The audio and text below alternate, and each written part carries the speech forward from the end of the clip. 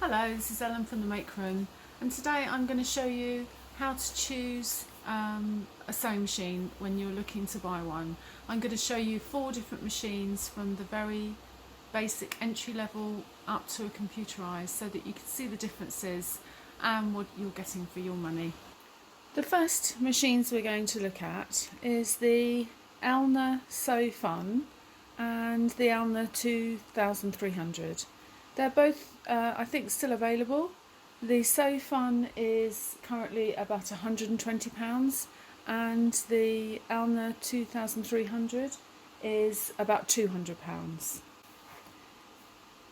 These are both front-loading, or sometimes called base-loading sewing machines. That is that the bobbin goes in at the front or underneath, as opposed to the top-loading machines, and that keeps the price down. So first of all, we're going to look at the cheapest machine, which is, you may notice, only has 2 dials, and this is common across all the makes, whether it's Elna, Brother, Janome. They're all very similar in their lowest end entry machine. So this machine is really aimed at beginners because they have combined 2 of the dials into one, which is supposed to simplify it. And it has what we call a 3-step buttonhole. A 4-step buttonhole. I'll talk about that a little bit more later. But basically we've only got 2 dials. The first dial is the stitch length, and the length of the stitches goes between 1 and 4. And here we have a stitch selector which selects the stitches that we want to use, but also it controls the width of any zigzag stitch. Now there's only a few decorative stitches on this machine. There's a basic zigzag, and then there's a sort of stretch zigzag, and then there's a few decorative stitches, and they all use the zigzag width. On other machines you'll have 3 dials because the zigzag width dial is a separate dial. There is only one disadvantage to that, which I will explain in a minute. But basically even the lowest end machine will sew just as good as the most expensive. It doesn't, it's not a problem. Even a 4-step buttonhole produces a buttonhole that is just as good as an automatic one. It just takes you a little bit longer. Really what you're paying for as you go up in sewing machine prices is gadgets, really, to sew more easily, maybe with less manual things to do. The thing that I compare it to is like driving a Mini or a Rolls Royce. They still get you from A to B, just one's more comfortable to use, that's all. But I'll show you the features this one has. First of all, there are 2 positions for the cottons, these spindles that come up and down. And we have 2 on all machines so that we can use a twin needle if we want to, because on a twin needle you have 2 reels of cotton. It's a shank with 2 needles either side, and each cotton goes through each needle. And then there's the place to wind the bobbin, which is always this little sprocket at the top here, and the spindle that clicks across to wind the bobbin. If you watch my videos on how to use your sewing machine, it will explain that a little bit more. And then in order to thread the machine, there's a very visible hook here that the thread goes under, and then it goes down the front, up again. Again, the hook comes up nice and high so I can see it, down the front, and then there's 2 hooks here, one either side of the shank that holds the needle in position, and again that's for twin needles, so you can separate out the threads. And really it doesn't matter which one you use before it goes into needle, it's just to hold it closer to the needle. And then you need to thread front to back, and this machine does not have a needle threader, which again some machines have. It doesn't really, it's not really a big selling point, because they often do over time misalign and you have to replace them. Make the pressure foot up. And this is a base loading machine or front loading. So basically the bobbin is in a little bobbin case at the front of the machine that you pull out, and you will always thread the cotton so that it is coming clockwise with a front or a base loader. You drop it in and you pull it round to that little slot, hold it and click it into the little spring here. You should feel some tension on that once you've done that correctly. Hold the little lever and that will stop it falling out. Put it in with the arm at the top, that little arm. Again, if you look at the how to use your sewing machine video, it'll give you more information on this. Then you just leave it there while you collect the upper thread by turning the flywheel with your hand at the side, like that. So that's the machine threaded. So to do straight stitch, we have 2 straight stitches on this machine, as you can see, A and B. All that means is A is needle in the middle, which makes all these measurements on your machine correct. We use these to put against the edge of our material to judge a distance from the edge. So there'll be one at 1 centimetre, 1.5 and 2. There's the imperial equivalents. And this has it the other side as well, should you need it. So A is needle in the middle. If I click it to B, it goes to the left. And that's the only adjustment I've got. Needle in the middle, needle to the left. Now the advantage of having a third dial is that you have more control about where you put your needle. In between needle in the middle and needle to the left, there are little places that you can put your needle. And sometimes it goes the other way as well on the more expensive machines. That's useful when you want to put a zip in, or you want to move your needle to get in a specific place to do top stitching or something like that. So sometimes it's an advantage, but you can get round it on this machine with those 2 needle positions. And then if I go to C, I'm on to zigzag, which is C there. And basically that will be the widest zigzag that it does. And then this arrow that goes back to B, every time you click it, the zigzag is going a little narrower. I can demonstrate that. If I put it onto zigzag and just do some sticks and just on its widest zigzag.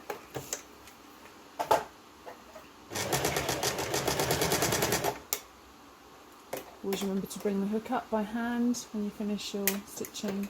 You can see that's quite wide. And then if I reduce this, every time it's clicking it's getting narrower, and I go, say, maybe halfway, you should see that it's a lot of a narrower zigzag. You can also bring the zigzag together with your stitch length by reducing it. I bring it right down, be really close together.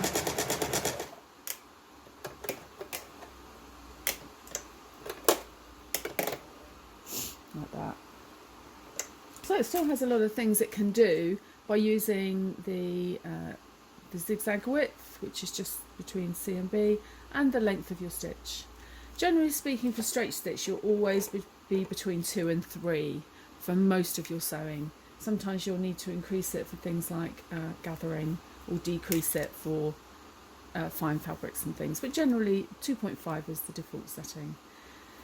So, and then D, E, F and G are really not necessary. All you ever need on a machine is a straight stitch and a zigzag. The rest are really decorative. They may suggest uses for them, but to be honest, you don't really need them. So if I go back to A, which is needle in the middle and straight stitch, and between 2 and 3 on my dial, you will see it just does a normal straight stitch. Like that. This is the reverse button, so every time you hold that down it will go backwards, and when you let go it goes forwards. And you use that to lock off at the beginning and end of every row.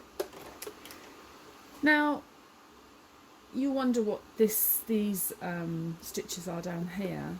These are stretch stitches, and we want to have a stretch stitch function on all machines nowadays, because we sew a lot of stretch fabrics. It's quite a popular choice, and the way to access those is if you turn the dial, so actually it's the other way, all the way around to, on this little square it used to say SS and it's just rubbed off, but it said SS and then there's a plus and a minus. And basically just by turning that dial, I'm now on this A, which is the stretch stitch. And a stretch stitch just goes backwards and forwards to give you stretch in the stitch. It won't snap. The way I could demonstrate this would be on the bias of the fabric, which is the stretchy way of a straight grain fabric. I'm just going to do a stretch stitch across that and I'll show you that it's still stretches. You can see it going backwards and forwards. So when your needle stops, you have to put your hook up by hand, and on the lowest end machines it will always be like that. You must do that to its highest position so that the stitch is finished. Otherwise you're trying to pull the work off when it's halfway through doing something. Lift the foot, come off easily, and you'll see that still has give. So in other words, when you're working on stretch fabrics, say around the neck, around the hem, around the sleeves, where you need that stretch, you will always have it. And it's quite a dominant stitch as well. Put the thread on the cutter. So there's straight stitch, needle in the middle, stretch stitch needle in the middle, stretch stitch needle to the left, and then there's a zigzag stretch, and then there's decorative stretch stitches. Again, I wouldn't say you really need those, you only need the straight and the stretch stitch. And then there's what we call a 4-step buttonhole. The other things that this machine does is when you're winding the bobbin, you pull the flywheel out to disengage the needle. All machines will have a method to do that, whether it's automatic or you have to do something, you have to unscrew or pull out. This is manual, so we have to pull it out. And you'll see now when I press the foot, the needle doesn't go up and down. But if I did that, it would wind this. Can you see? So I'll push that back in again. There's a few other things that it doesn't have. I'm just going to feel here now. There is something that the other machines will do, which is something called where we drop the feed dog. The feed dog is these teeth here which push the fabric through the machine, and the reason that you would want to drop those is if you want to do something called free motion, which is used in embroidery and creative sort of sewing, and it doesn't have the facility to do that, so you're not getting that. And the other thing is that some machines will have a dial to reduce or increase the pressure of the pressure foot. This just has the one pressure, and sometimes that's useful, like when you've got very heavy fabrics or very fine fabrics, you reduce or increase the foot pressure. But again, this is the lowest end machine, so it doesn't have that facility. So this is the next machine up from the entry level, and you'll notice now that we have 3 dials. We have a stitch selector, it's to select which stitch, a stitch length, just like the other one in there, and now we have a stitch width dial. I'll go through the similarities. We still have 2 places for the cotton. We have the spindle for the winding the bobbin, which clips across. We still need to disengage this manually. The cotton still goes through in exactly the same way. You have to bring the hook up manually with your hand on the flywheel. There's the 2 hooks either side. Still base loading, or front loading, same exactly the same process. There's 2 differences. The first one is we have the 3rd dial, so we have a little bit more control over what our needle does. If you look at this dial, when it's on 5, needle is in the middle. But when I move it to this, can you see I can move it anywhere I like? I could stop it there, to needle to the left. So I've got a little bit more control. It's not just one or the other. And the other thing is there is the pressure foot control. So it goes from 1 to 2 to 3. So 3 will be the tightest, so it's really tight now. And then 1 will be the loosest, and sort of 2 is average. So that's the kind of 2 extras that you've got. And the final thing is there is an automatic buttonhole, and you can see there's a buttonhole sign with A on it. And basically that means that there'll be a lever that comes down with a buttonhole on. You will put the buttonhole foot on, and in the buttonhole foot, show you one, you will have a place to put the button. You put the button in there, and it will do a buttonhole in one complete motion. But it won't. The thing it won't do is it won't end automatically. It will keep going. When it gets to the bottom, you have to stop. Whereas when we get to the more expensive machines, they tell you when they've finished the buttonhole. So that's the only difference, I suppose, with the lower end one. So this is the next level up, which is about £330. It still has the 3 dials, the stitch selector, stitch width and stitch length, but they've just been put in different places. So now the stitch width is at the top of the machine rather than a dial on the front. There's still 2 places to put the cotton, but one is now horizontal, and this is just a little sprocket that you put in for the second one. It doesn't really matter whether they're upright or horizontal, but when they're horizontal you need a little holder to hold the cotton on. The tension disc for the winding the bobbin has now been placed there. It was over here on the others, it's just been moved over. And if you click this across, you still need to disengage the flywheel manually in order to stop the needle going up and down when you wind the bobbin. The reverse is here. This one had, well, it did have a needle threader, which is broken, but it did have originally, so you get that when you buy the machine. It has an automatic buttonhole, like the last one. And it has a similar amount of stitches actually. These are for woven, these are for stretch. The same process as before. On the outer rim is the woven. If you're on 0 to 4, which is the stitch length, anywhere there, you'll be accessing these stitches. If you put it round to SS, you can clearly see the SS now. You're now accessing the inner rim, and these are all the stretch.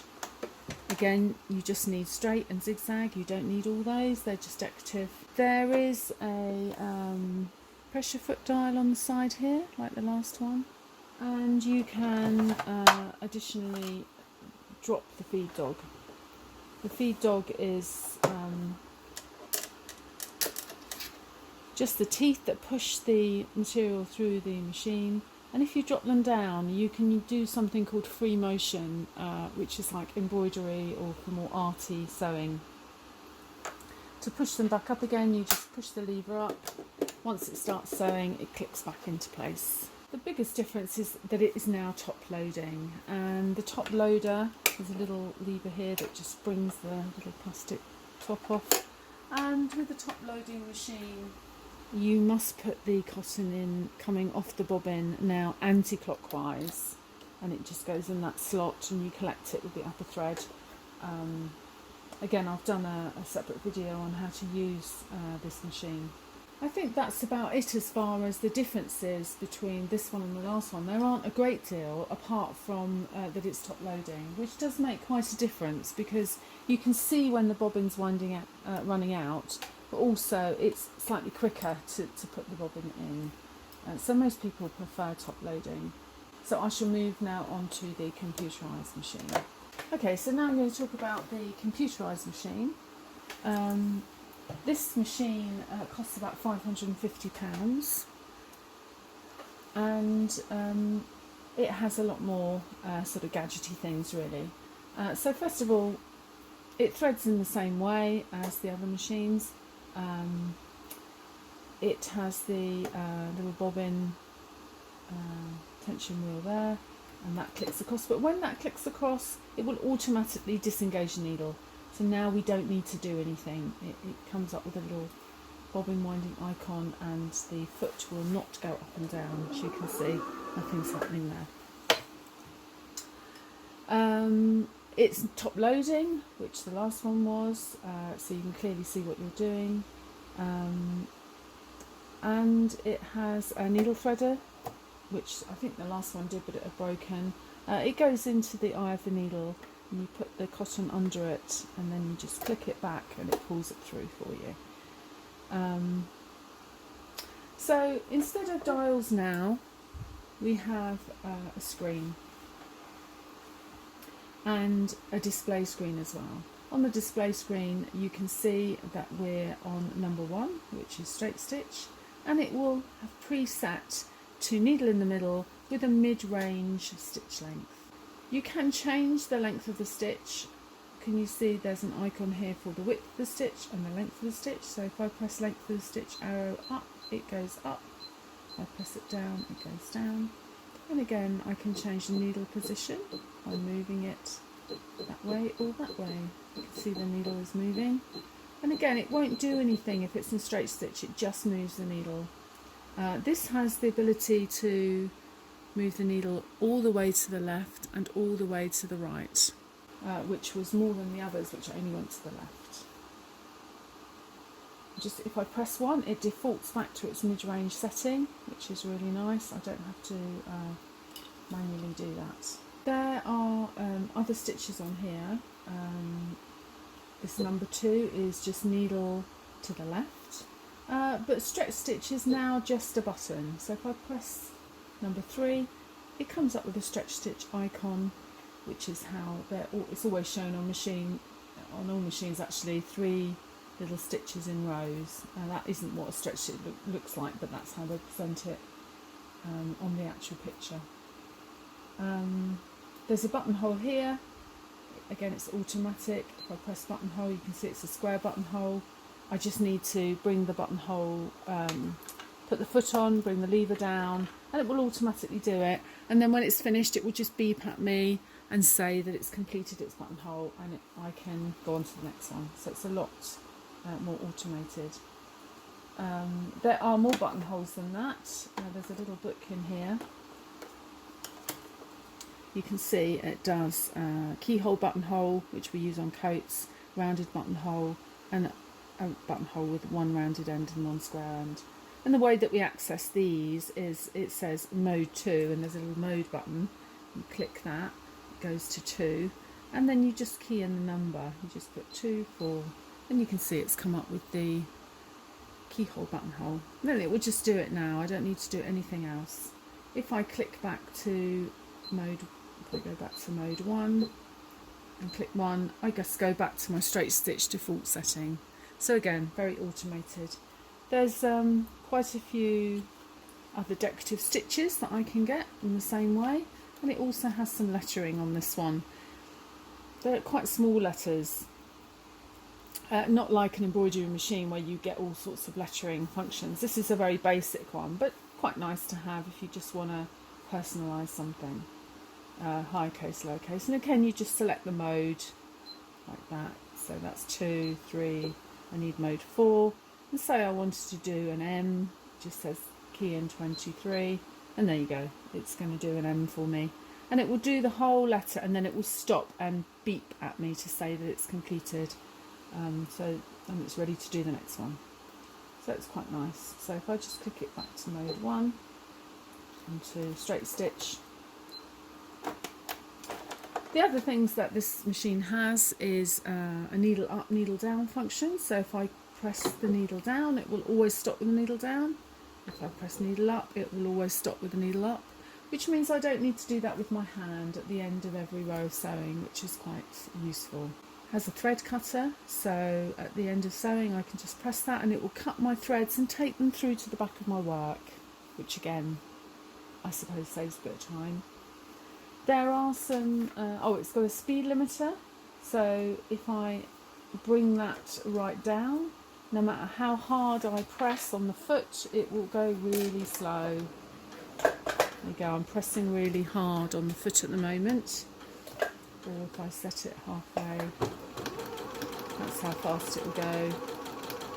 But now I'm no longer controlling it with my foot, the machine's deciding the speed, and you can go really slow or really fast. Or, you know, if I just put that on fast, I can still control it with my foot, look. But it's just nice if you just want controlled speed all the time at the same level so that you can do something a little bit more detailed, maybe. It has a reverse button here now, not a button over here, so you just have to lift your thumb up press the button and hold it in and it will go backwards, let go and it will go forwards. There's a locking stitch, which is used instead of reverse at the beginning and end of every row. Again, I don't find that terribly useful because it takes a little bit of time. I'd much prefer to do reverse, it's quicker, but it's there if you need it. And there's another button here, which is actually if you don't want to use the pressure foot, the foot control, you can take the foot control out and just use that to start and stop your machine. So if I press it, look, it will go, and when I stop it, and I've taken the foot out. Can't say I use it, but there you go, if you need it, it's there. It has the dial for the strength of the pressure foot. It will go up to, well, even 5 on this, a lot more control on this one. I've got it on 2 at the moment. It will go from 0 to 5 in its strength of the pressure foot. The main difference is that instead of dials we just have these little buttons and a display, but basically it's the same thing: stitch width, stitch length and stitch selectors. So you can see that even though it's presented differently, it's still the same 3 functions that you're using, and then all the others are just extras. So I hope I've managed to demystify a little bit about what you're getting for the different prices of machine, and hopefully you understand that no matter what you spend, it's not going to sew any better. It's going to do the same basic sewing: straight stitch, zigzag and stretch stitch, and a buttonhole, in order to do most of what we do in dressmaking and soft furnishings. But if you've got some money to spend, and it will certainly make it a lot, quite fun to do your sewing when you've got all these little gadgets to help you. Okay, so I hopefully I shall see you again soon on my next video.